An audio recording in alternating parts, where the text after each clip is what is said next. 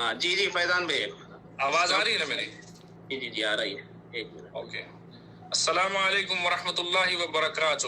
وعلیکم السلام الحمدللہ ورحمۃ اللہ وبرکاتہ۔ والصلاة والسلام علی رسول اللہ نبینا محمد وعلی آلہ وصحبہ اجمعین ومن تبعہم بإحسان الی یوم الدین۔ معزز ناظرین اکرام، آج کے اس عظیم الشان محاضرے میں میں آپ سب کا خیر مقدم کرتا ہوں۔ آج کا درس ایک انتہائی اہم موضوع پر مشتمل ہے، جس کا عنوان ہے توکل علی اللہ کی اہمیت۔ جس طرح توحید کے بغیر ایک شخص مسلمان نہیں ہو سکتا، اسی طرح توکل علی اللہ کے بغیر کسی بھی مسلمان کا عقیدہ مکمل نہیں ہو سکتا ہے۔ اس اعتبار سے ہر مسلمان مرد و زن کی ذمہ داری ہے کہ جہاں توحید کے دیگر پہلوؤں کا علم حاصل کرے، وہیں توکل کا بھی علم حاصل کرے، یعنی توکل علی اللہ کی اہمیت، فضیلت اور انفرادی اور اجتماعی زندگی میں اس توکل اللہ کی ضرورت کو قرآن و سنت کی روشنی میں سیکھے۔ ہمارے لیے انتہائی مسرت کی بات ہے کہ آج توکل علی اللہ کے موضوع پر جو شخصیت ہم سے خطاب کرنے جا رہی ہے، اس کی حیثیت عوام و خاص میں ایک استاذ اور مربی کی ہے۔ آپ موصوف کی شہرت عوام الناس اور علماء کی مجالس میں برابر معروف ہے۔ آپ اپنی تصانیف اور درس و تدریس کے ذریعہ جو دینی خدمات کو انجام دے رہے ہیں، وہ ناقابل فراموش ہے۔ جی ہاں، میں فضیلت الشیخ ابو عدنان محمد منیر قمر حفظہ اللہ کی بات کر رہا ہوں، جنہیں سننے کے لیے ہم اور آپ آج زوم نیٹ ورک پر جمع ہوئے ہیں اللہ کی توفیق سے الحمدللہ۔ شیخ موصوف محکمہ عدلیہ الخبر سعودی عرب میں بحیثیت ترجمان ملازمت فرما رہے ہیں، اور علاوہ ازیں اسلامک سینٹر الخبر میں بحیثیت متعاون درس و تدریس کی خدمات بھی انجام دے رہے ہیں۔ میں زیادہ وقت نہ لیتے ہوئے بلا تاخیر اپنے استاذ محترم شیخ موصوف کو دعوت دیتا ہوں کہ آپ آئیں اور ناظرین سے خطاب فرمائیں۔ جزاک اللہ خیرا محسن الجزاء۔ السلام علیکم ورحمۃ اللہ وبرکاتہ۔ بارک اللہ فیک فیضان صاحب، اللہ تعالیٰ آپ کو جزائے خیر دے۔ ان الحمد للہ نحمده ونستعینه ونستغفره ونعوذ باللہ من شرور انفسنا ومن سیئات اعمالنا، من يهده الله فلا مضل له ومن يضلل فلا هادي له، واشهد ان لا اله الا الله وحده لا شريك له، واشهد ان محمدا عبده ورسوله۔ اما بعد فإن خیر الحدیث کتاب اللہ وخیر الہدی ہدی محمد صلی اللہ علیہ وسلم، وشر الامور محدثاتها وکل محدثۃ بدعہ وکل بدعۃ ضلالہ وکل ضلالۃ فی النار۔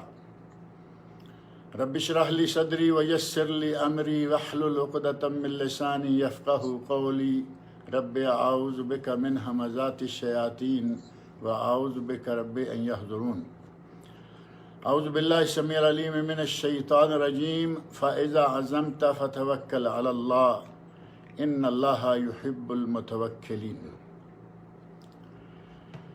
ہر قسم کی تعریف و توصیف اور حمد و ثناء خالق کائنات مالک ارض و سما کے لیے ہے۔ وہ خالق و مالک جس نے ہمیں ان گنت نعمتوں سے نواز رکھا ہے، اس کی ان بے شمار نعمتوں میں سے ایک عظیم نعمت یہ ہے کہ اس نے ہمیں انسان بنایا، مخلوقات کی اس قسم میں سے ہمیں بنایا جس کے بارے میں اللہ رب العزت نے خود قرآن کریم میں ارشاد فرمایا، وَلَقَدْ كَرَّمْنَا بَنِي آدم، ہم نے بنی آدم کو عزت و تکریم سے نوازا۔ اور صرف ہمیں انسان ہی نہیں بنایا بلکہ ہمیں مسلمان بنایا۔ اللہ رب العزت کا یہ ہم پر بہت ہی بڑا احسان ہے کہ اس نے ہمیں مسلمان بھی بنایا ہے۔ اگر محض انسان کی بات ہو تو انسان دنیا میں بے شمار ہیں، کوئی گرجوں میں جا رہا ہے، کوئی مندروں کے گھنٹے بجا رہا ہے، کوئی کہیں خاک چھان رہا ہے۔ اللہ رب العزت نے ہمیں مسلمان بنایا ہے کہ ہم سارے کے سارے لا الہ الا اللہ محمد رسول اللہ پڑھنے والے ہیں۔ اور اللہ رب العزت نے ہمیں ایک اور بڑی نعمت سے نوازا کہ اس نے ہمیں حضرت محمد رسول اللہ صلی اللہ علیہ وسلم کا امتی بنایا ہے۔ وہ نبی جو کہ پہلے تمام انبیاء سے افضل، اعلیٰ، بزرگ اور برتر نبی ہیں، سب کے سردار اور سب کے امام ہیں، امام الانبیاء والرسل حضرت محمد رسول اللہ صلی اللہ علیہ وسلم۔ اور ہمیں اللہ رب العزت نے وہ دین دیا ہے جس دین کے بارے میں خود اللہ رب العزت نے قرآن کریم میں ارشاد فرمایا، الیوم اکملت لکم دینکم واتممت علیکم نعمتی ورضیت لکم الاسلام دینا۔ آج میں نے تم پر تمہارا دین مکمل کر دیا ہے، تم پر اپنی نعمت کا اتمام کر دیا ہے اور تمہارے لیے دین اسلام کو پسند کر لیا ہے۔ گویا کہ آج سے 1400 سال پہلے اللہ رب العزت نے ہمارا دین مکمل کر دیا تھا، اس میں کسی قسم کی کوئی کمی بیشی باقی نہیں رہی۔ اور اس دین میں وہ کون سا انسان کی زندگی کا گوشہ ہوگا جس کا ذکر اس دین میں نہ ملے؟ دین اسلام اس دنیا کی زندگی کو بہترین طریقہ سے گزارنے کے لیے بہترین نظام لائے، بہترین لائحہ عمل۔ اللہ رب العزت نے آخرت میں اگر کوئی فلاح اور نجات پانا چاہتا ہے تو اس کا طریقہ ہمیں بتا دیا، اور قرآن کریم ہمیں اس کا نظام اور لائحہ حیات بنا کے بھیج دیا۔ اور اس قرآن کریم میں ہمارے لیے بچپن سے لے کر جوانی، بڑھاپا، ساری زندگی کے ہر موقع کے لیے اور کاروباری زندگی کے ہر مقام کے لیے، ہر جگہ کے لیے تعلیمات موجود ہیں۔ الیوم اکملت لکم دینکم، اللہ نے دین کو مکمل کر دیا ہے۔ اب جس دین میں ہر طرح کی تعلیمات موجود ہیں اور اس میں کسی قسم کی کوئی کمی نہیں ہے، اب انسان اپنی کمی سے، اپنی کوتاہی سے، اپنی لاپرواہی سے، اپنی کم علمی سے اگر کوئی چیزیں نہ پائے تو وہ اس کی اپنی مرضی ہے۔ دوپہر کے وقت سورج سر پر ہو اور آدمی کہے کہ نہیں سورج نہیں ہے، تو ظاہر ہے کہ اس آدمی کو کون بنا سکتا ہے؟ علی کل حال انسان چاہے مالدار ہو یا چاہے فقیر ہو، یعنی دونوں ہی حالتوں میں کوئی بڑے سے بڑا مالدار ہے یا کوئی غریب، فقیر، محتاج، نادار ہے، ہر شخص کسی دوسرے کا محتاج یقیناً ہے۔ اللہ رب العزت نے انسان کو کچھ ایسا معاشرتی شخص بنایا ہے کہ ہر کوئی کسی نہ کسی دوسرے کا محتاج ہے، اور جو اس دنیا میں رہے گا اسے ایک احتیاج، ایک ضرورت ایسی ہے کہ جس سے اس کی جان چھوٹ ہی نہیں سکتی، بلکہ یوں کہیں کہ اگر اس شخصیت کا، اس ذات کا اگر کوئی انکار کر دیتا ہے، کہتا ہے کہ نہیں مجھے کسی کی بھی ضرورت نہیں ہے، وہ آدمی مسلمان نہیں رہے گا۔ اور وہ ذات کون ہے؟ وہ ہے اللہ رب العزت کی ذات گرامی۔ نیک لوگ، اللہ رب العزت کی ذات پر ایمان رکھنے والے لوگ، وہ جتنے بھی ہیں، وہ اپنے تمام معاملات میں یہ نہیں ہے کہ کسی بڑے معاملہ میں، کسی درمیانے معاملہ میں، کسی چھوٹے، ہر معاملہ میں وہ اپنا توکل اللہ کی ذات پر رکھتے ہیں۔ اس معاملہ کو ہمارے لیے مکمل کون کرے گا؟ اس معاملہ میں ہمارے ساتھ تعاون کون کرے گا؟ ہمارا یہ کام کرنے کے لیے کون ذات ہے جس سے کسی قسم کی کوئی چیز ہم اگر کہیں کہ ناممکن ہے تو یہ بات ہے ہی نہیں؟ وہ ہر چیز پر قادر ہے، اور وہ ذات ہے اللہ رب العزت کی ذات ہے۔ قرآن کریم میں اللہ رب العزت نے ارشاد فرمایا فَإِذَا عَزَمْتَ فَتَوَكَّلْ عَلَى اللَّهِ، سورہ آل عمران آیت نمبر 159، جب آپ کسی بات کا عزم کر لیں، ارادہ کر لیں، فَتَوَكَّلْ عَلَى اللَّهِ، تو پھر اب اللہ کی ذات پر توکل کریں۔ ان اللہ یحب المتوکلین، اللہ توکل کرنے والوں کو پسند کرتا ہے۔ اللہ توکل کرنے والوں کو پسند کرتا ہے۔ اس بات کا اندازہ آپ اسی سے لگا سکتے ہیں کہ اللہ رب العزت کی پسندیدگی توکل کرنے والوں کے بارے میں اس حد تک ہے کہ ایک حدیث بڑی مشہور و معروف ہے،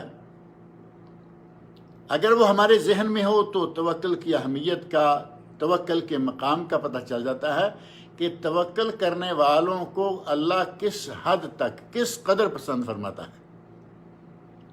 اور وہ حدیث بڑی مشہور ہے، وہ حدیث بڑی مشہور ہے جس حدیث میں نبی اکرم صلی اللہ علیہ وسلم ارشاد فرماتے ہیں کہ میری امت کے 70,000 لوگ جنت میں داخل ہوں گے بلا حساب ولا کتاب، بغیر حساب و کتاب کے۔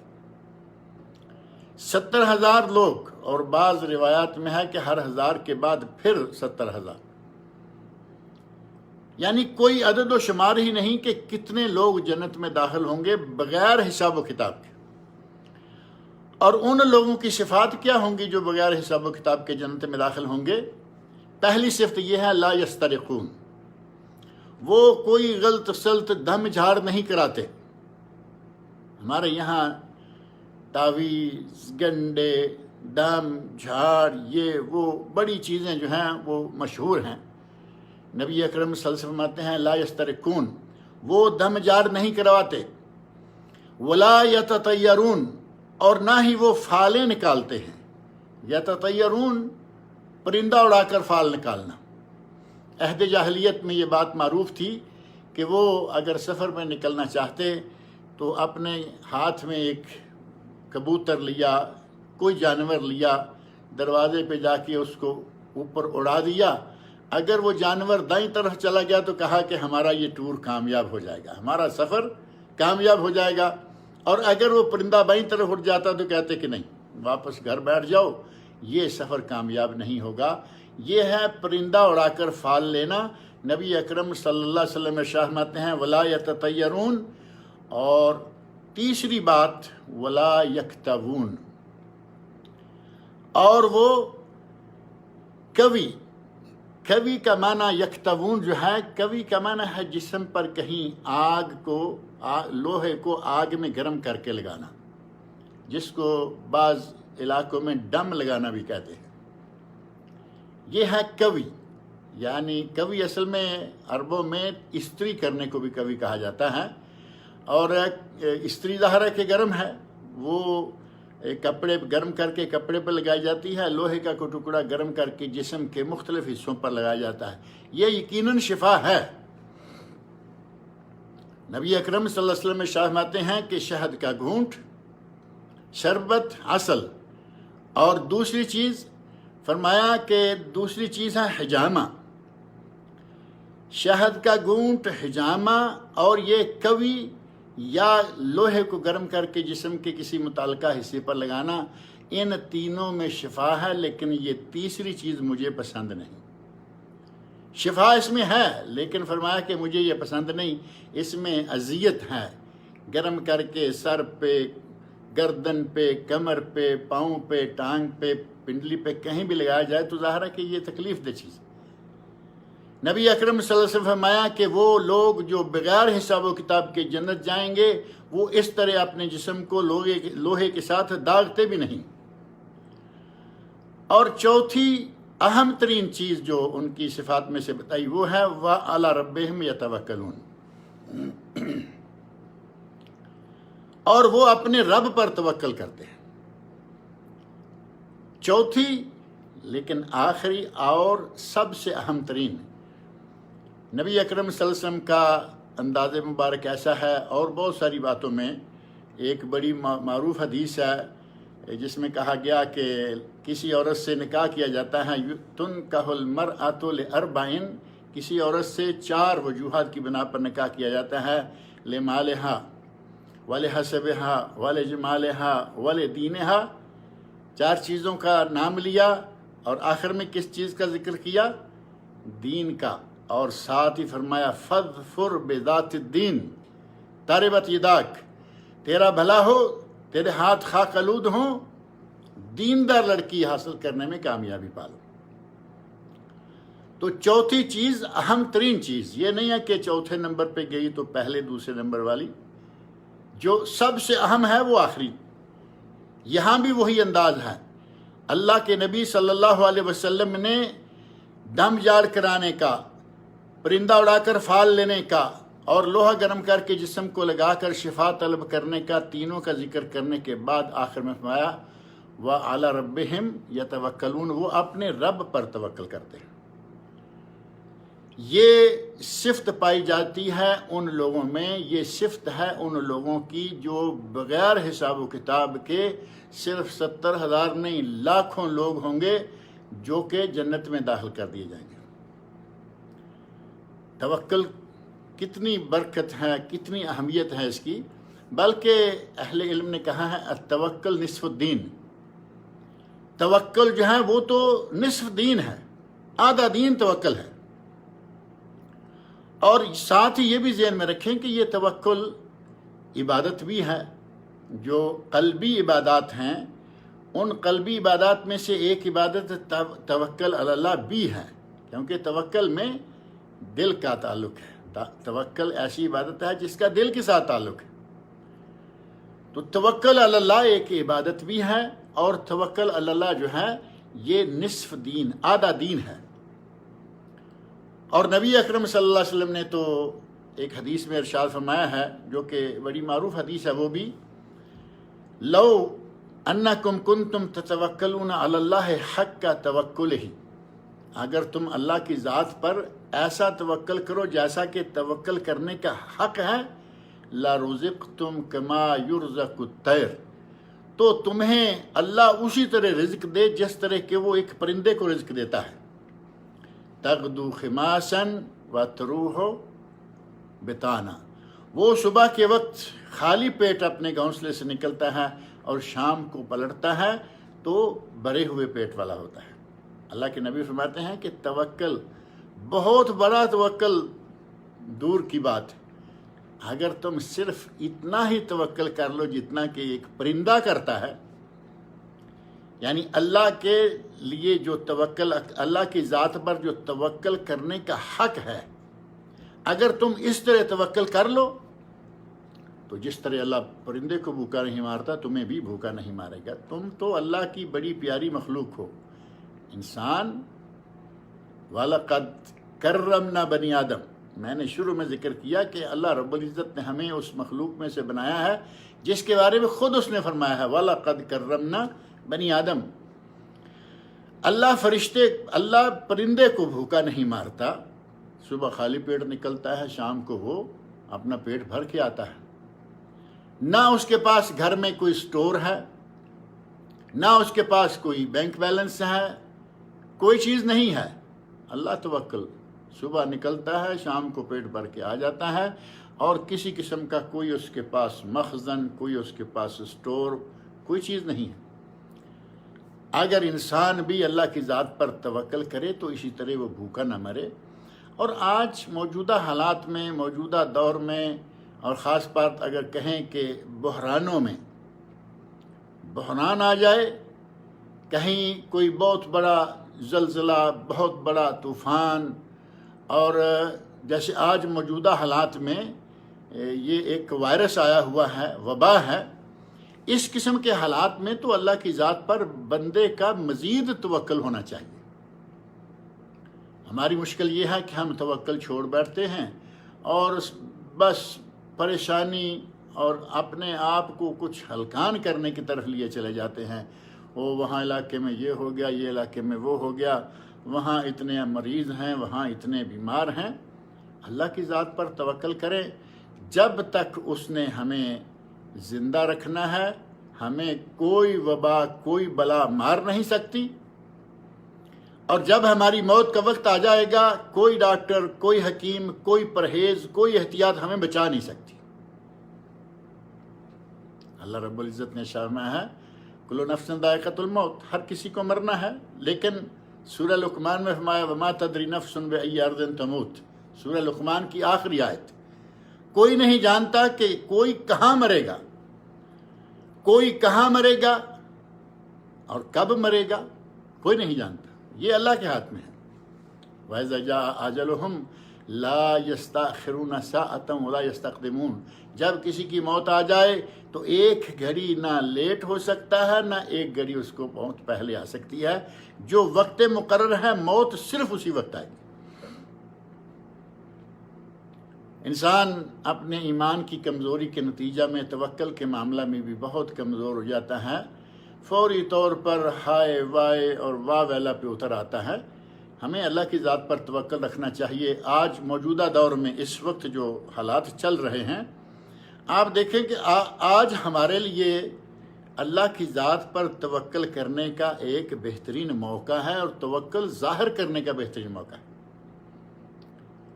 اور وہ اس لیے کہ اگر کوئی کہتا ہے اس علاقے میں جنگ لگی ہوئی ہے، میں یہ ملک چھوڑ کے کسی اور ملک چلا جاتا ہوں، توکل سے بھی فرار، تقدیر الہی جو اللہ رب العزت کی قضا ہے، فیصلہ ہے، اس سے بھی فرار کی کوششیں کر رہا ہے۔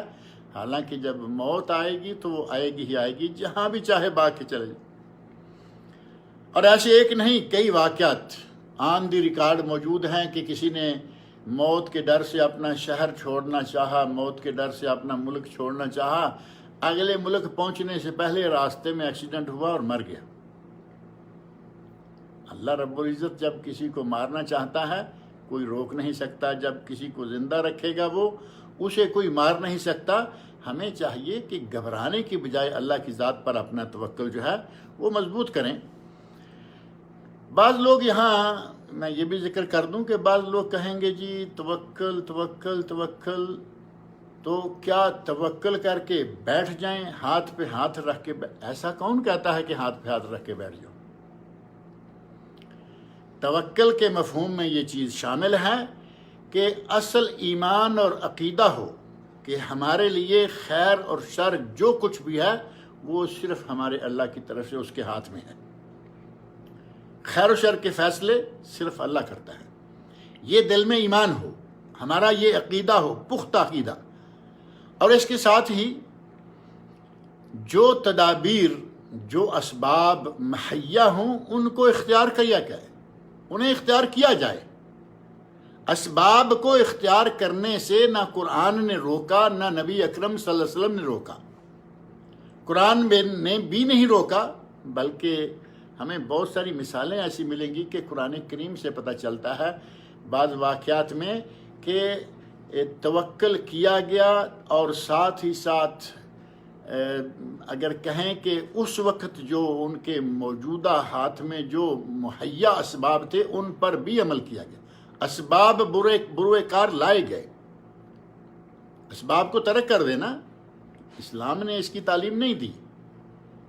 آپ اسباب کو اختیار کر سکتے ہیں، انبیاء کرام نے اختیار کیا اور صحابہ کرام نے اسباب کو اختیار کیا، اور آج ہر کسی کو اس بات کی اجازت ہے کہ دل میں یہ عقیدہ ہو، ایمان ہو کہ جو کچھ کرنا ہے وہ اللہ نے کرنا ہے، جو کچھ ہوا اللہ نے کیا، جو ہوگا وہی ہوگا جو اللہ کرے گا، لیکن ساتھ ہی اسباب کو اختیار کریں، کوئی حرج نہیں۔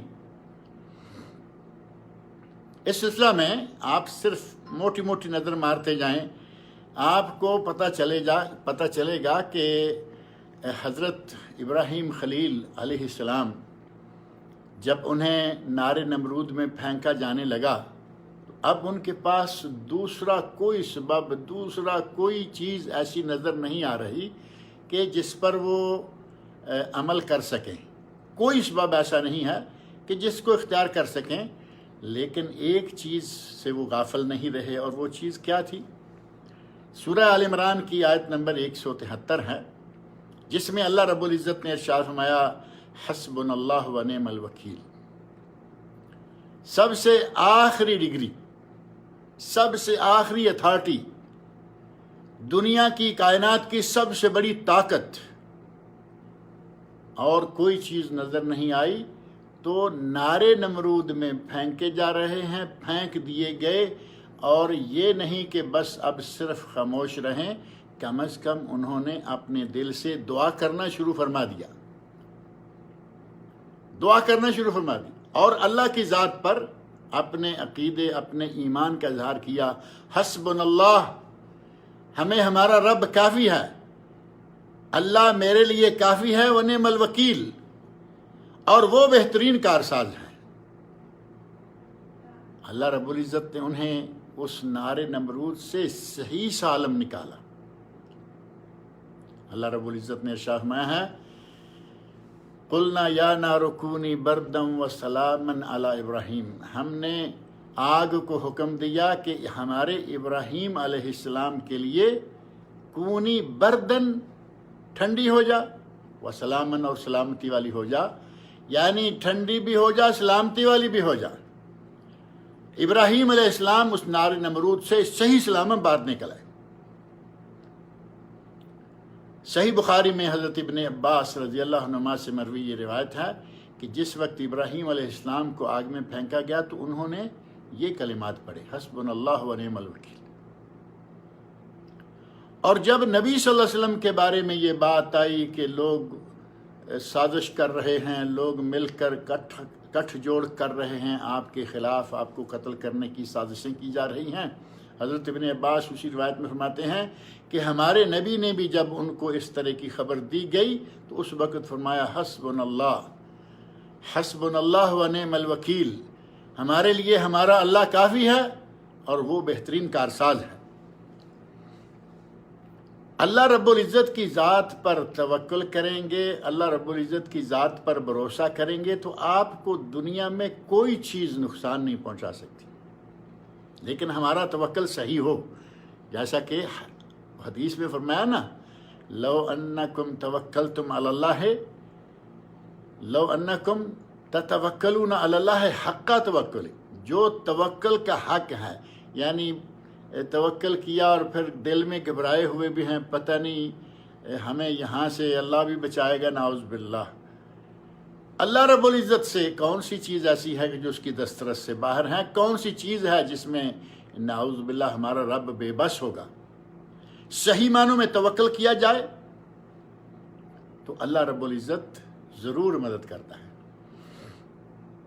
انہی حضرت ابراہیم خلیل علیہ السلام کے بارے میں دوسرا واقعہ صحیح بخاری شریف میں موجود ہے کہ جب اللہ رب العزت کے حکم سے حضرت ابراہیم علیہ السلام اپنی بیوی حضرت حاجرہ علیہ السلام کو اور اپنے بالکل نو عمر نو خیز بچے حضرت اسماعیل علیہ السلام کو لے کر آج جہاں کعبہ شریف ہے، آج جہاں مکہ ہے، آج جہاں مقام صحیح ہے، یہاں لے کر آ کے چھوڑ کر جانے لگے۔ اللہ کے حکم سے فلسطین سے یہاں لے آئے اور یہاں بے آب و گیا بواد غیر ذی زرع، ایسی وادی میں جہاں کوئی زراعت نہیں، کوئی باغبانی نہیں، نہ کھیت ہیں نہ باغات ہیں، نہ پانی کا کوئی انتظام ہے، وہاں چھوڑ گئے۔ چھوڑ کے پلٹ گئے پیچھے سے اہلیہ محترمہ کہتی ہیں ابراہیم لمن تترکنا، لمن تترکنا یا ابراہیم، اے ابراہیم تم ہمیں کس کے سہارے چھوڑ کے جا رہے ہیں؟ ابراہیم علیہ السلام نے پلٹ کر نہیں دیکھا، ایک دو مرتبہ آواز لگائی، بالآخر حضرت نبی ابراہیم علیہ السلام کی بیوی اسماعیل علیہ السلام کی والدہ وہ بالآخر کہتی ہیں اللہ امرک بہذا، اے ابراہیم کیا اللہ نے تمہیں یہ حکم دیا ہے کہ ہمیں تم اس طرح کی بے آب و گیا وادی میں چھوڑ کے چلے جاؤ؟ اس وقت ابراہیم علیہ السلام نے اپنے سر اقدس کو ہلایا اور اشارہ دیا کہ ہاں مجھے یہ اللہ کا حکم۔ آج کل حج قریب آ رہا ہے، پورے کا پورا حج کی ہر جگہ آپ دیکھیں آپ کو مسلسل ابراہیم علیہ السلام کی یاد دلائے گی۔ جس مقام پہ صحیح کی جاتی ہے وہاں حاجرہ علیہ السلام دوڑتی رہیں، بھاگتی رہیں پانی کی تلاش میں، اور ابراہیم علیہ السلام باقی کا سارا حج کہیں قربانی ہو رہی ہے، کہیں مقام ابراہیم، تعمیر کعبہ، تجدید تعمیر کعبہ کے سلسلہ میں قدم قدم پر ابراہیم علیہ السلام کی فداکاریاں نظر آئیں گی، ان کی قربانیاں نظر آئیں گی۔ جب کہا کہ کیا تمہیں اللہ نے ہمیں یہاں چھوڑنے کا حکم دیا ہے ابراہیم السلام نے اپنے سر اقدس کو ہلایا تھوڑا سا، تو حضرت ہاجرہ کیا کہتی ہیں علیہ السلام؟ کہتی ہیں اذن لن یضیعنا، ابراہیم اگر یہی بات ہے کہ تمہیں اللہ نے یہ حکم دیا ہے کہ ہمیں یہاں چھوڑ جاؤ، اذن تب لن یضیعنا، ہمیں اللہ رب العزت ضائع نہیں کرے گا۔ یہاں چھوڑ کے ابراہیم علیہ السلام چلے گئے تو اللہ کی ذات پر توکل کا اظہار حضرت ہاجرہ نے کر دیا، اذن لن یضیعنا، پھر ہمیں اللہ ضائع نہیں کرے گا۔ لیکن ساتھ ہی جو اس وقت جو مہیا اسباب تھے وہ اختیار کیے، یہاں تھوڑا بہت جو پانی تھا وہ دیے چلے گئے، ختم ہو گیا۔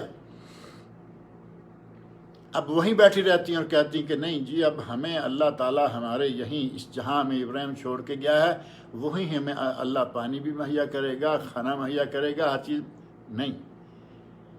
انہوں نے بھی اسباب کو اختیار کیا، اٹھیں، صفا پہ گئیں، واپس آئیں، بچے کے پاس آئیں، پھر مروہ پہ گئیں۔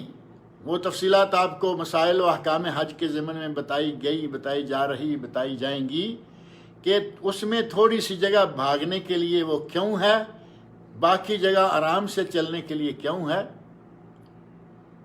جس جگہ پہنچتی اور اسماعیل علیہ السلام بچے جس جگہ رکھے ہوئے تھے وہ وہاں سے نظر نہیں آ رہے، وہ حصہ حضرت ہاجرہ علیہ السلام بھاگ کے پار کرتی، فوراً بھاگتی، اور جب بچے پر نظر پڑتی، جہاں سے بچہ نظر آنے لگتا، پھر مطمئن ہو جاتی، پھر آرام سے چلتی۔ حضرت ہاجرہ کا یہ چلنا جس کو آج صحیح کہا جاتا ہے، یہ اسباب کو اختیار کرنا تھا، مہیا اسباب۔ اس وقت انہوں نے کوشش کی، بھاگیں، یہاں گئیں، وہاں گئیں کہ کسی طرح سے کہیں سے پانی ملے، بچے کی اپنی پیاس بجھائیں، اور اسی دوران وہ ادھر جا رہی ہیں، ادھر جا رہی ہیں، اللہ رب العزت نے حضرت اسماعیل علیہ السلام کے لیے پانی نکال دیا، زمزم، وہ پانی جس کے بارے میں نبی صلی اللہ علیہ وسلم بتاتے ہیں خیر ماء علی وجہ الارض، روئے زمین کا بہترین پانی۔ اور ساتھ ہی فرمایا وہ پانی جو کہ بھوکے کے لیے کھانا ہے اور بیمار کے لیے شفا ہے، طعام و طعم و شفاء و سقم، کھانے والے کے لیے، بھوکے کے لیے غذا کا کام کرتا ہے، بیمار کے لیے دوا کا کام کرتا ہے۔ وہ مقدس پانی وہاں سے نکلا۔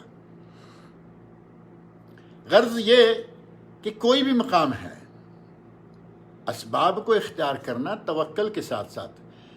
پہلا غزوہ بدر بڑا مشہور و معروف واقعہ ہے، جو اسلام اور کفر کے مابین پہلا مارکہ حق و باطل، مسلمانوں اور مشرکین کے مابین جو پہلی جنگ ہوئی، بدر کی جنگ، اس جنگ میں نبی اکرم صلی اللہ علیہ وسلم کا، صحابہ کرام کا، اس چھوٹی سی فوج کا اللہ کی ذات پر توکل تو تھا ہی، لیکن یہ نہیں ہے کہ توکل کیا اور ایسے نہتے ہی نکل گئے۔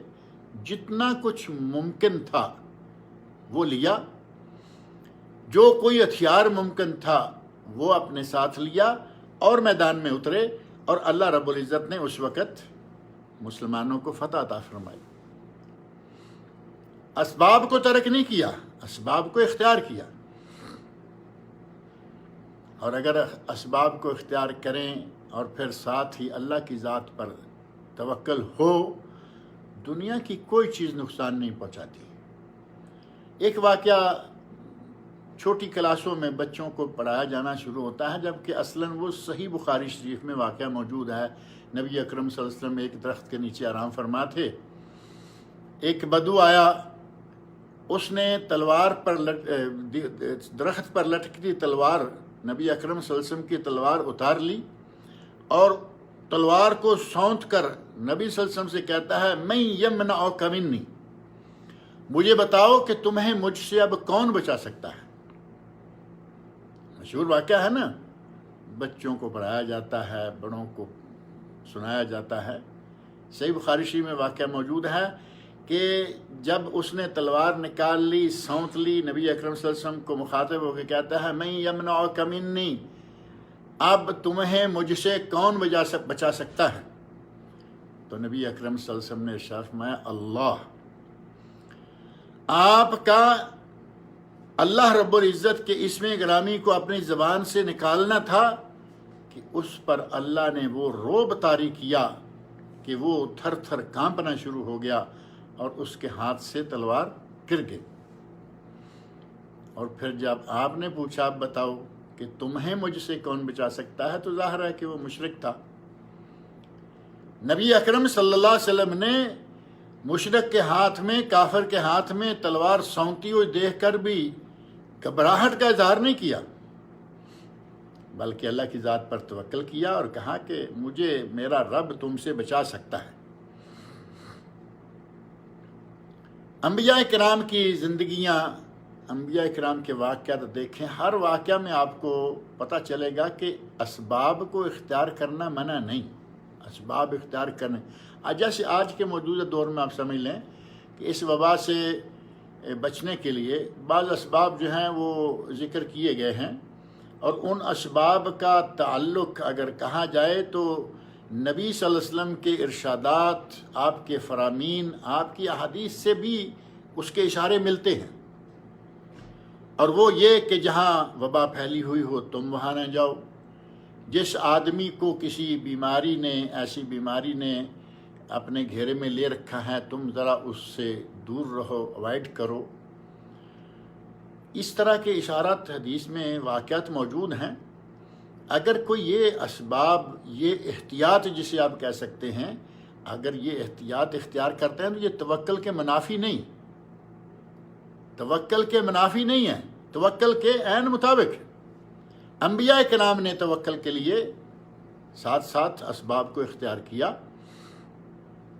حضرت موسیٰ علیہ السلام اور خضر علیہ السلام کا واقعہ بڑا مشہور ہے. موسیٰ علیہ السلام نبی ہیں، اور ان کے ساتھ ایک ان کا ساتھی ہے یوشع بن نون علیہ السلام، وہ بھی نبی ہیں. اور دونوں خضر علیہ السلام کی تلاش میں نکلتے ہیں. اور نبی سے بڑا متوکل کون ہوگا؟ نبی تو توکل کے اعلیٰ درجہ پر فائز ہوتے ہیں.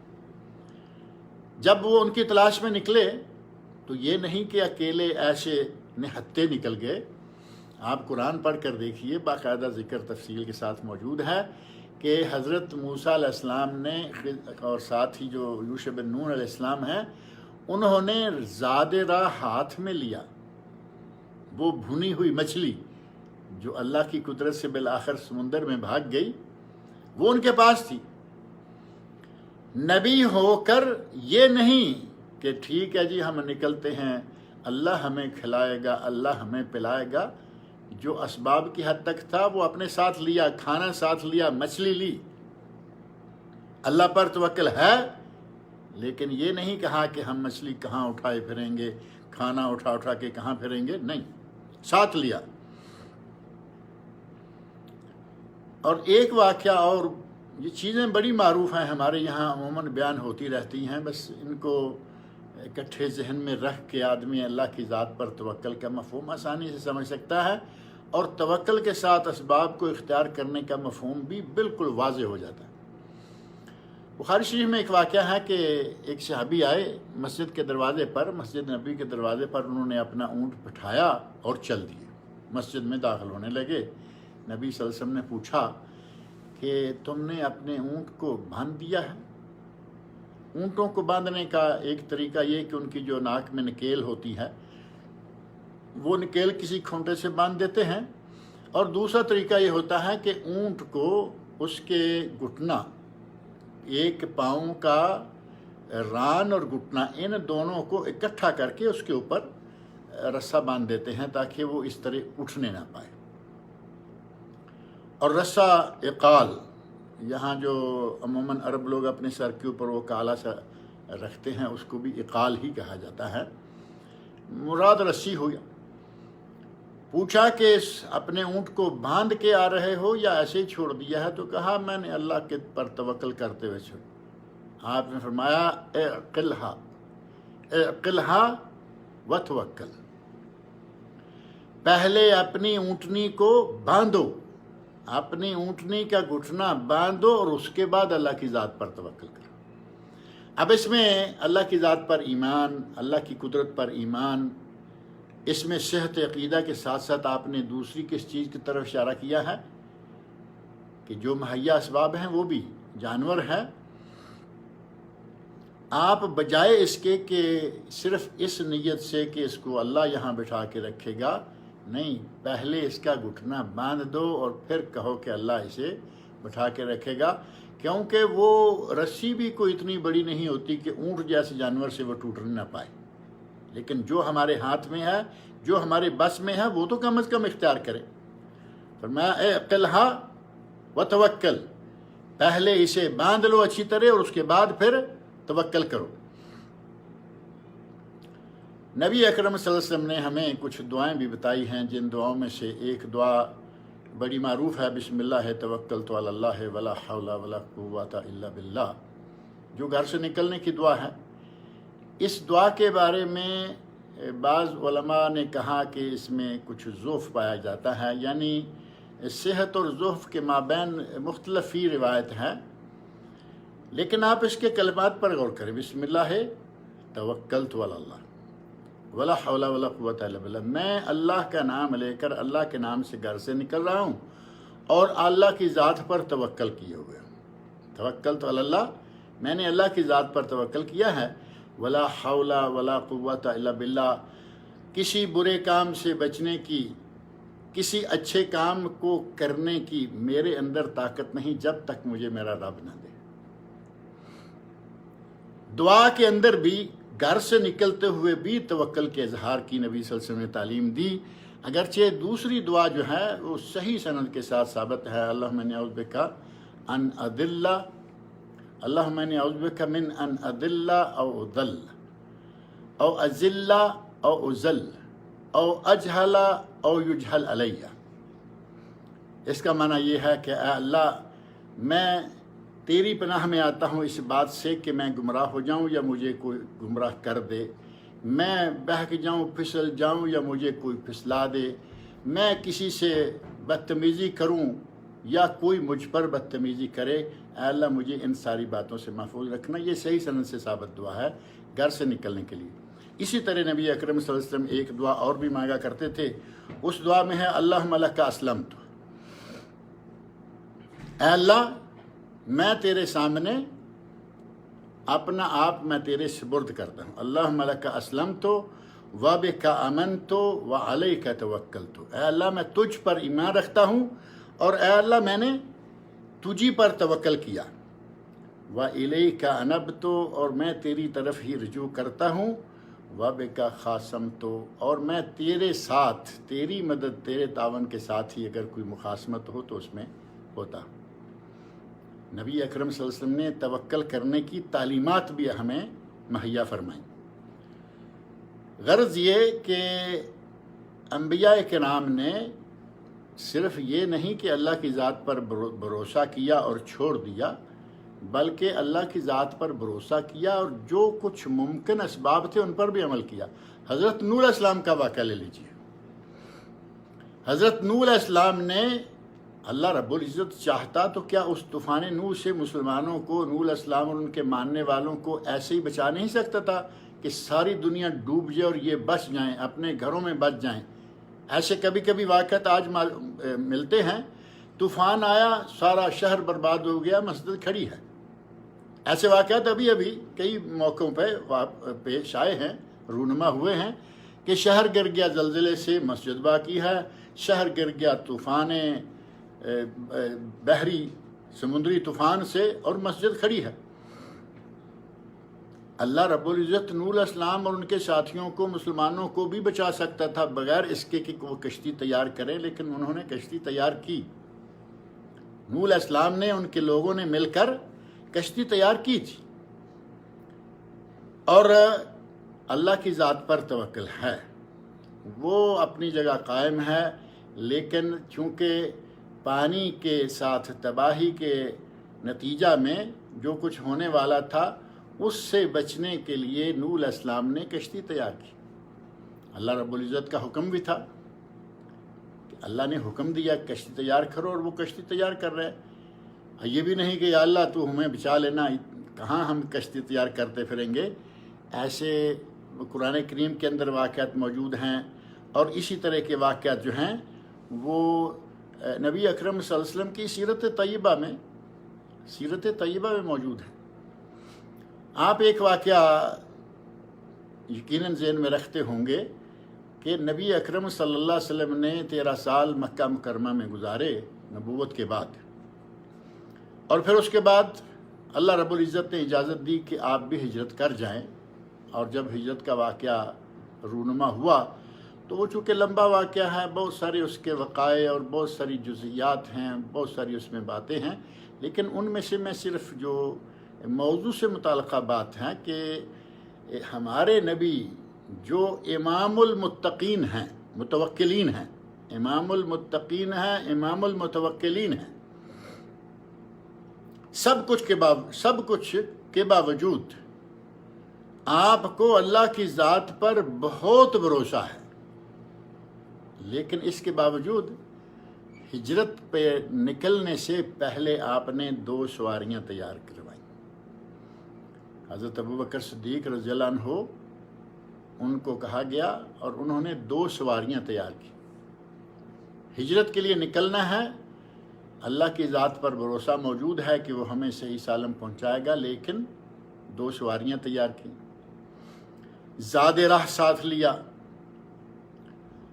اور اسی پر بس نہیں بلکہ جو اس وقت مہیا اسباب تھے ان میں سے ایک عجیب چیز یہ ہے کہ نبی اکرم صلی اللہ علیہ وسلم نے ایک مشرک سے، ایک کافر سے تعاون طلب کیا۔ وہ مشرک اور کافر کون تھا؟ عبداللہ ابن ابی اریقط، ایک شخص ہے جو راستوں کا ماہر ہے۔ اگر مکہ سے نکل کر مدینہ جانا ہو تو کس طرح آسانی کے ساتھ کن راستوں سے نکلیں تو آدمی جلدی اور سلامت پہنچ سکتا ہے، وہ ماہر تھا۔ جیسے آج گائیڈ ہوتے ہیں، راستوں کے واقف، جگہوں کے واقف، گائیڈ کے طور پر نبی اکرم صلی اللہ علیہ وسلم نے اس غیر مسلم کو، مشرک کو، کافر کو اجرت پر لیا۔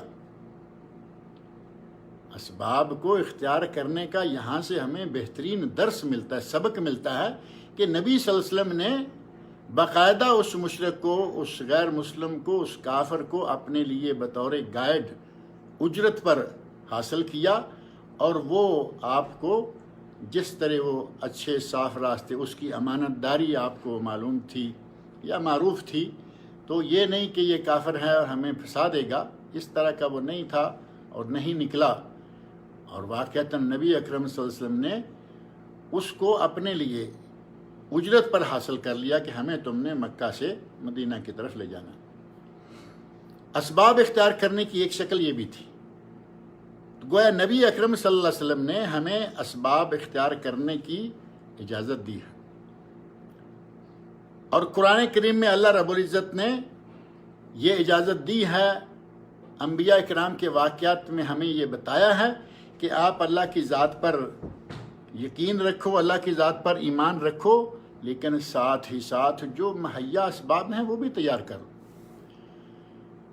نبی صلی اللہ علیہ وسلم بلکہ امام الانبیاء کہیں، امام الاتقیاء کہیں، امام المتوکلین کہیں، جن کا اللہ کی ذات پر سب سے مضبوط ترین توکل تھا۔ سیرت کی کتابوں میں آپ پڑھتے ہوں گے، حدیث کی کتابوں میں پڑھتے ہوں گے کہ نبی صلی اللہ علیہ وسلم 1 سال کے لیے اپنے گھر والوں کے لیے غلہ لے لیا کرتے تھے۔ ہمارے آج بھی رواج ہے نا، چاول ہیں تو 4-6 مہینے سال کے لیے لے لیے کہ یہ اگلے موسم میں آئیں گے، گندم ہے اتنے عرصہ کے لیے رکھ لی کہ یہ بعد میں کام آئے گی۔ آپ کے گھر والوں کے لیے اس طرح کا انتظام بھی آپ کر لیا کرتے تھے، اور یہ اپنی جگہ ایک حقیقت ہے کہ نبی اکرم صلی اللہ علیہ وسلم نے عمر بھر کبھی مرقرق خستہ روٹی عمر بھر پیٹ کا بھر کے نہیں کھائی۔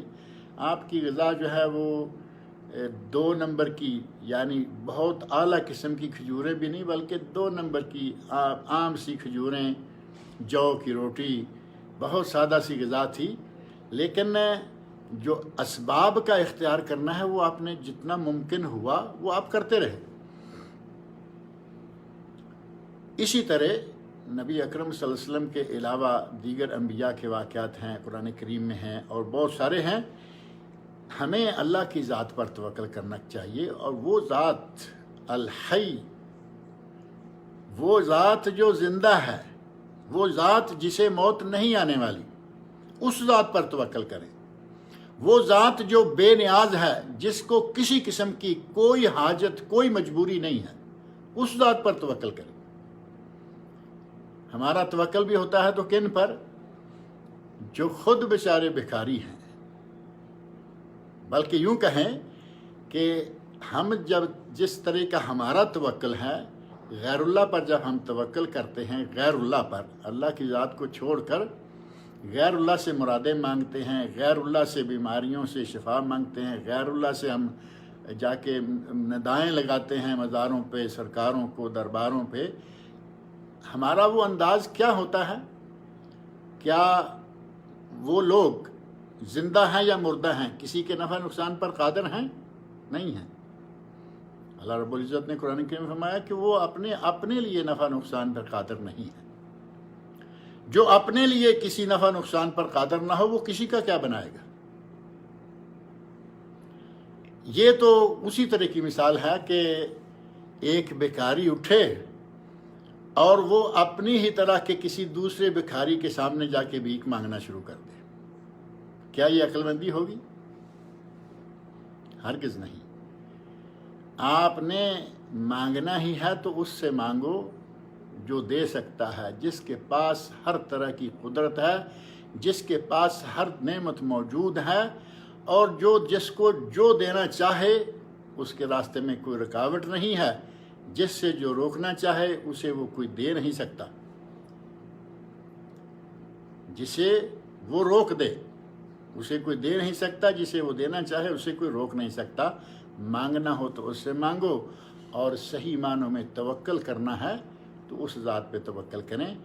یہ ہے توکل کا مختصر سا تعارف، توکل کی اہمیت، توکل کے فائدے یا ثمرات، جو طویل موضوع ہے، اس پہ طویل بات چیت کی جا سکتی ہے، لیکن میں سمجھتا ہوں کہ وقت جو ہے وہ کافی ہو چکا ہے، اور دوسرا سیشن بھی ہم نے شروع کرنا ہے جو کہ سوال و جواب کا سیشن ہے، لہٰذا اس سیشن کے لیے ہم اپنے مشاہدین، ناظرین، سامعین سب کے لیے وقت چھوڑتے ہیں اور اسی پر اکتفا کرتے ہیں۔ اللہ رب العزت مجھے اور آپ سب لوگوں کو صحیح معنوں میں توکل کا مفہوم سمجھنے اور توکل کو اپنانے اور اسباب کو اختیار کرنے کی صحیح طریقہ سے توفیق عطا فرمائے، اور اللہ رب العزت مجھے اور آپ سب لوگوں کو نیک عمل کی توفیق سے نوازے۔ جی عبد المحسن صاحب، فیضان صاحب۔ السلام علیکم شیخ۔ وعلیکم فیضان السلام۔ صاحب کے پاس کچھ سوالات ہیں، وہ سوال کریں گے؟ جی فرمائیے۔ جی شیخ، اور بھی سامعین سے بھی گزارش ہے کہ اگر آپ لوگوں کے پاس سوال ہے تو شیخ سے سوال کریں۔ محسن بھائی آپ سے گزارش ہے کہ ان کا اسپیکر آن کر دیں سبھی کا جو ہے۔ وہ اگر کسی کو سوال ہے تو ریز کرے ہینڈ، تو اسی کا انمیوٹ کیا جائے گا، ورنہ سب کی آوازیں ایک ساتھ آئے گی۔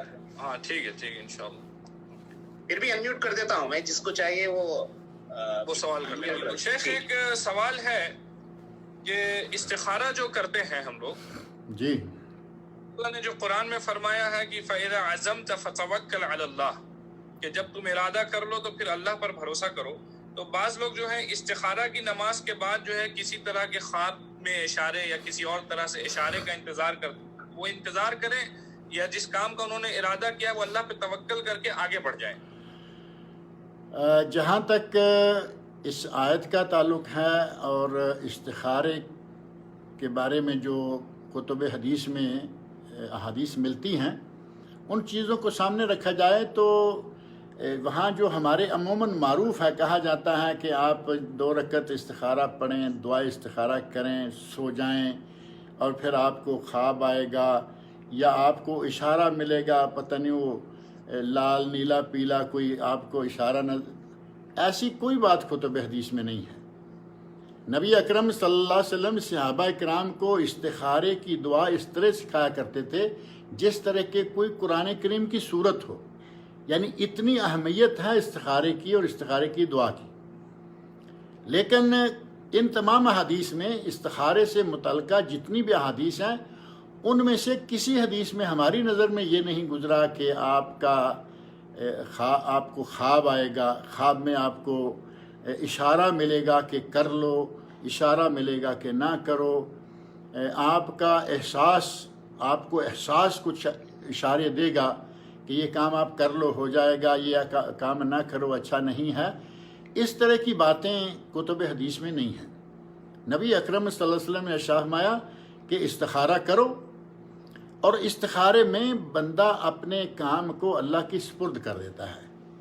استخارے میں یہ کلمات موجود ہیں، اللہم ان کنت تعلم ان ھذا الامر، ہے اللہ تو جانتا ہے کہ یہ معاملہ، جس معاملے کے بارے میں استخارہ کر رہا ہے، وہ ظاہر ہے کہ استخارہ ان چیزوں میں ہے جو اللہ اور رسول کی طرف سے عائد نہیں کی گئیں، فرض نہیں ہے۔ یہ استخارہ نہیں ہوگا کہ میں حج پہ جاؤں یا نہیں جاؤں، حج فرض ہو گیا، حج پہ جائیے۔ یہ استخارہ نہیں ہوگا کہ میں مسجد میں نماز کے لیے جاؤں یا نہیں جاؤں، ان چیزوں میں استخارہ نہیں۔ استخارہ ہے کہ آپ نے شادی کرنی ہے، کہیں پیغام نگاہ بھیجنا ہے، اب استخارہ کیجئے کہ اس لڑکی سے میں شادی کروں یا نہ کروں۔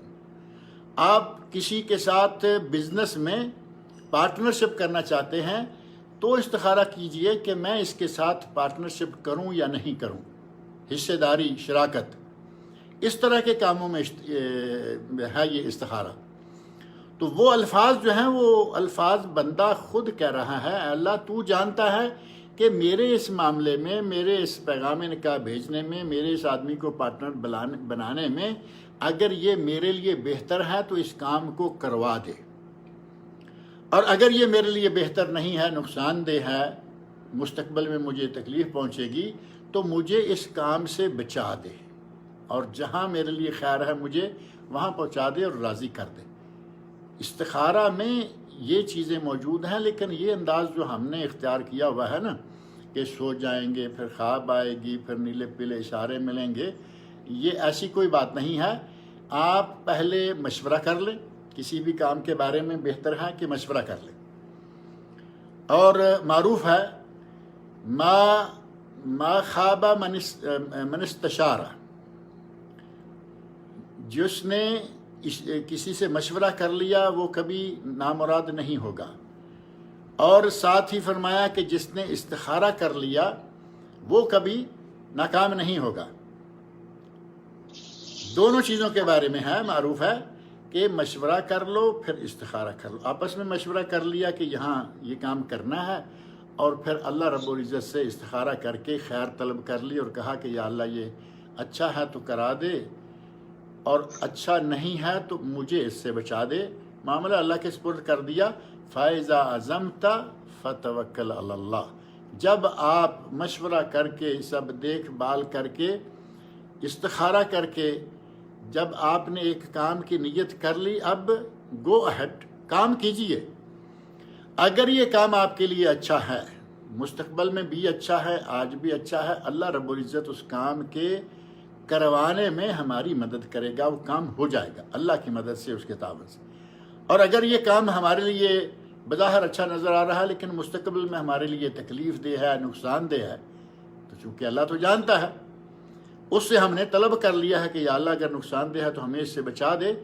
آپ اس کام کی کارروائی شروع کر بھی دیں گے اپنی طبیعت، اپنے رجحان کے مطابق، آخری لمحے میں جا کے بھی یہ کام رک جائے گا، نہیں ہوگا، کیونکہ اللہ رب العزت سے آپ نے خیر طلب کر رکھی ہے۔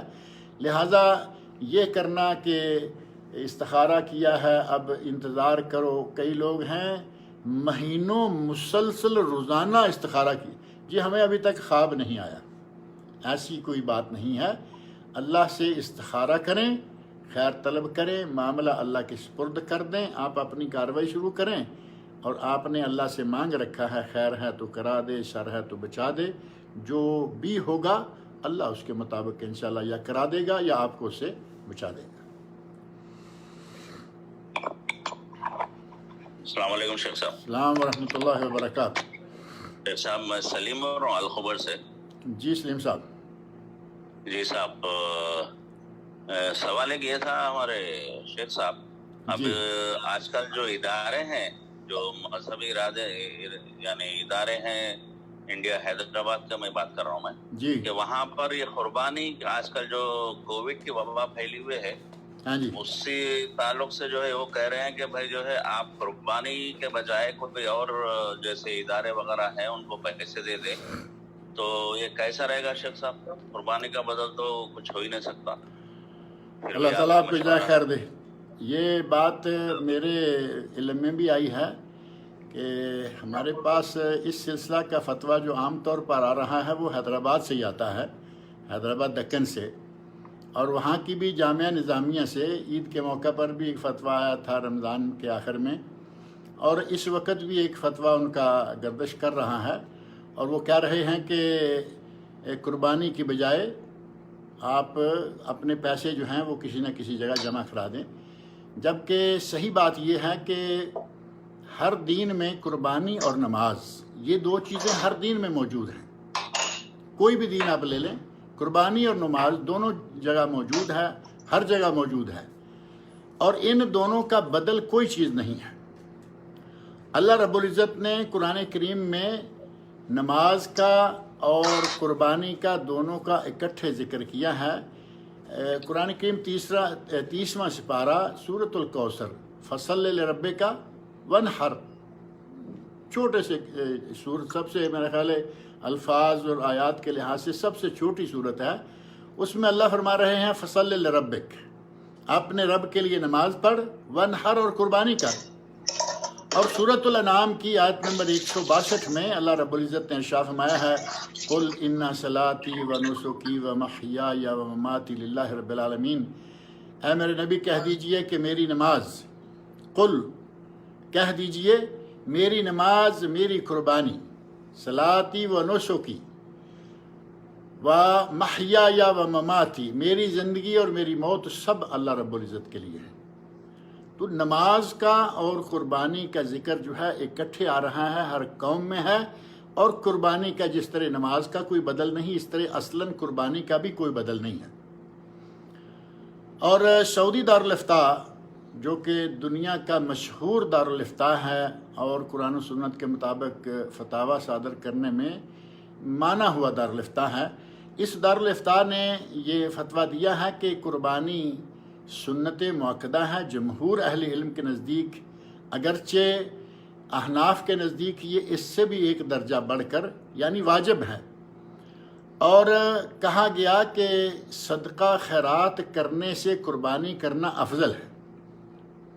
دارالافتاء کا فتویٰ ہے کہ صدقہ خیرات کرنے سے قربانی کرنا افضل ہے، لیکن ایک شکل ہے کہ ایک آدمی بیمار ہے، بیمار اس طرح کا ہے کہ خطرہ ہے کہ اگر اس کا علاج نہ کروایا گیا تو یہ مر جائے گا، ایسی بیماری جس میں اس کے مر جانے کا خطرہ ہے، اس کے اپنے عزیز و اقارب اور رشتہ داروں میں کوئی ایسا شخص نہیں ہے جو کہ اس کے ساتھ تعاون کرے اور اس کو اس بیماری سے بچنے میں مددگار ثابت ہو، کوئی ایسا نہیں ہے، نہ رشتہ داروں میں اور نہ ہی کوئی دائیں بائیں، کوئی بھی ایسا نہیں ہے۔ ایسی شکل میں ظاہر ہے کہ انتہائی مجبوری کی حالت میں دارالافتاء کا فتویٰ ہے کہ آپ اپنی قربانی کا پیسہ اس کو دے کر اس کا علاج کرائیں تاکہ کہیں وہ مر نہ جائے۔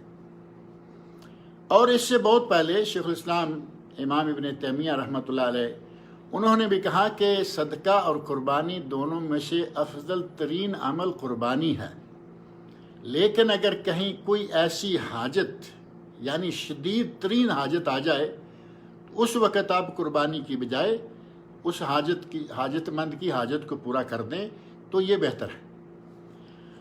اور علامہ محمد بن صالح العثیمین جو نہ صرف سعودی عرب کے بلکہ تمام عرب ممالک اور اگر یہ کہا جائے کہ تمام مسلمانوں میں معروف ہیں، ممالک اسلامیہ، بلاد اسلامیہ اور مسلمانوں میں معروف ہیں، کیونکہ ان کی کتابیں آج عربی کے بعد اردو میں، انگلش میں، کئی زبانوں میں ترجمہ ہو چکی ہیں۔ شیخ ابن عثیمین رحمۃ اللہ فرماتے ہیں کہ قربانی اور صدقہ یہ دو چیزیں ہیں، ان میں سے قربانی افضل ترین عمل ہے۔ قربانی افضل ترین عمل ہے، صدقہ نہیں۔ لیکن ایک چیز آ کے وہ کہتے ہیں کہ اگر ایک آدمی مقروض ہے اور اس کے پاس اس قرضہ کو اتروانے کی کوئی شکل نہیں ہے کہ وہ کسی طرح وہ بیچ کے وہ لے کے وہ دے کے یہ قرضہ اتار سکتا ہے، ایسی کوئی اس کے پاس شکل موجود نہیں ہے، تو اس شکل میں اور اس کا کوئی قرضہ اتروانے والا بھی نہیں ہے، یعنی نہ رشتہ داروں میں نہ باہر، تو ایک آدمی جسے یہ معلوم ہوا، جس تک یہ معلومات پہنچی کہ یہ مقروض ہے اور اس کی حالت یہ ہے، یعنی انتہائی آخری حالت میں ہے، تو اس آدمی کا قرضہ اتروا دیں اور جو قربانی ہے اس کا پیسہ اس کو دے دیں۔ اب یہ انتہائی مجبوری، انتہائی ضرورت، بلکہ شدید ضرورت کے موقع پر ہیں، ورنہ اگر یہ کہیں نا کہ آج کل لوگ جو ہیں وہ کافی پریشان ہو گئے، اس میں کوئی شک نہیں ہے، پریشانی ہے۔ اور صحابہ کرام کے زمانہ سے لے کر جب سے یہ سلسلہ، تو قربانی کا سلسلہ تو معلوم ہے نا، یہ سنت ابراہیمی ہے، لیکن آپ اندازہ کریں اللہ رب العزت نے ہم پر کتنا کرم فرمایا کہ ابراہیم علیہ السلام اپنے بیٹے کی قربانی کے لیے تیار ہوئے، چھری چلا دی، اللہ رب العزت نے وَفَدَيْنَاهُ بِذِبْحٍ عَظِيمٍ، ایک عظیم ذبیحہ حضرت اسماعیل علیہ السلام کے مقام پر پہنچا کر انہیں بچا لیا۔ اللہ کہیں ہم سے بیٹے کی قربانی مانگ بیٹھتا تو ظاہر ہے کہ کیا ہوتا، ہم سب سمجھ سکتے ہیں۔ یہ سنت ابراہیمی ہے، اور اس سنت ابراہیمی پر نبی صلی اللہ علیہ وسلم نے عمل کیا۔ آپ مدینہ منورہ میں 10 سال رہے، قربانی دیتے رہے، آپ نے ہر سال قربانی کی۔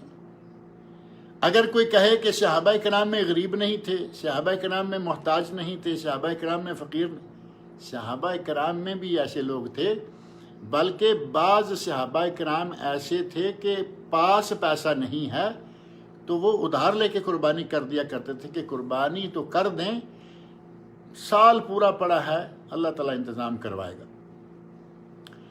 ہمارا ایک مسئلہ اور ہے، معذرت کے ساتھ ہمارا مسئلہ یہ ہے کہ ہم محتاج کی ضرورت، غریب کی حاجت اور جتنے بھی حاجت مند لوگ ہیں ان کا تعاون صرف ان پیسوں سے کرنا چاہتے ہیں جن پیسوں کو ہمیں اب اپنے پاس رکھنے کی اجازت نہیں رہی، یعنی وہ ہمارا پیسہ نہیں رہا۔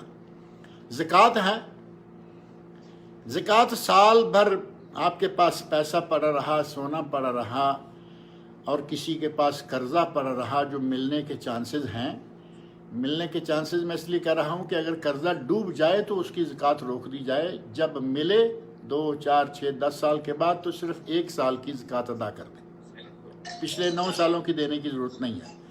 اگر کسی قرضے کے بارے میں یقین ہے کہ یہ یقیناً ملنے والا ہے، آج کل پرسوں مہینے کو سال کو، اس کی زکوٰۃ دے دینی چاہیے۔